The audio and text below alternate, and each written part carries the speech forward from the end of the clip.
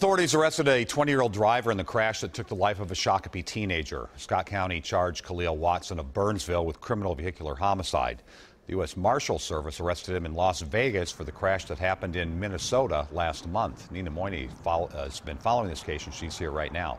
Nina? Hi, Frank. There were 5 people in the car that rolled on September 14th. Another victim of the crash, 17-year-old Shaknoor Jamali of Shakopee, is still on life support at Hennepin County Medical Center. 16-year-old Jamason Moffitt lost his life. His Shakopee High School community is still reeling from this tragedy. It's been overwhelming. There's been so much love and support from the whole community here in Shakopee, and people I don't even know are reaching out to me. And in the days after her son Jamason lost his life in a car crash, Susan Moffitt talked with WCCO, showing strength as she waited to find out what led up to the crash. Today, Scott County Attorney's Office charged the driver with a crime. Court documents say 20-year-old Khalil Watson asked his underage girlfriend, who was a passenger, to lie for him and say she was the one driving. A few days later, she admitted Watson had been the driver.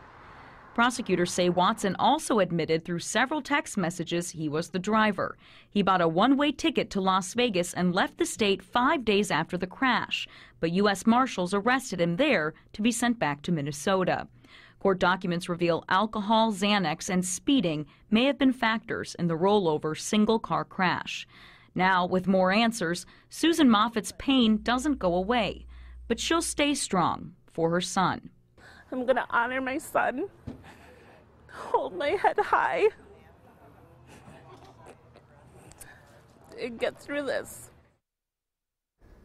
The families of the victims didn't want to comment today since this case is now in the court system. Watson could face more than 10 years in prison if convicted. He's still in Nevada tonight, Frank, awaiting extradition. All right, thanks for the update, Nina.